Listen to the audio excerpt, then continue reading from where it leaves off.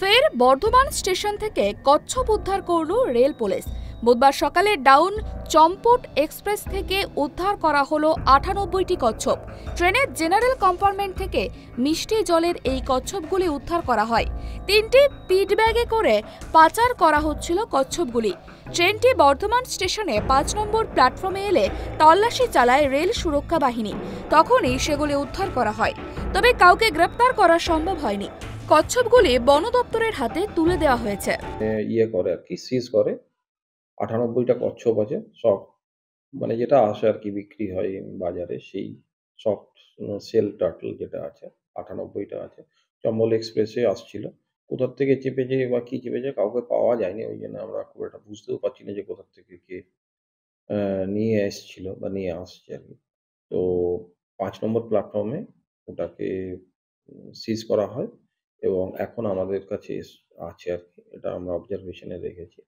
এরপরে আমরা ওদের যেটা হ্যাবিটেট আছে, যেখানে ছাড়লে ওরা বেঁচে যাবে সবগুলোই, সেখানে আমরা আজকে একটা দিন অবজারভেশনে থেকে আমাদের যে আছেন আর কি জুয়ের যিনি ভেটেরিনারি অফিসার আছেন, তার অ্যাডভাইস অনুযায়ী, তার অনুযায়ী আমরা ওটাকে ছেড়ে দেব, রিলিজ করব। এটা সফট সেল টার্টল বলে আর কি, যেটা মানে যেটা খুবই মানে বাজেভাবে বিক্রি হয় আর কি এই সমস্ত জায়গাতে।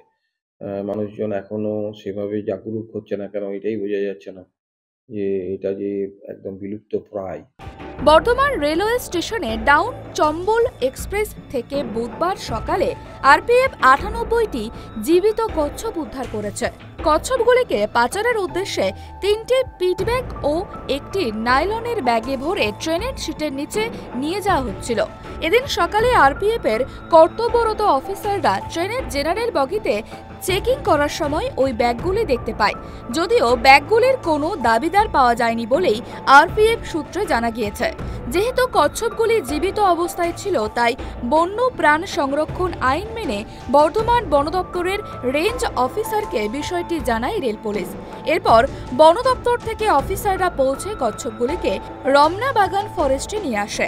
বন দপ্তর সূত্রে জানানো হয়েছে, উদ্ধার হওয়া কচ্ছপগুলিকে আপাতত পর্যবেক্ষণে রমনা বাগানেই রাখা হয়েছে। পরবর্তীতে এগুলিকে বিভিন্ন জলাশয়ে ছেড়ে দেওয়া হবে।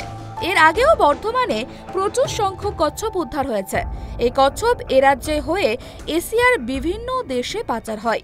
বন দপ্তরের আধিকারিকেরা জানিয়েছেন, মূলত উত্তরপ্রদেশ থেকে গঙ্গার এই কচ্ছপগুলি পাচার করা হচ্ছিল।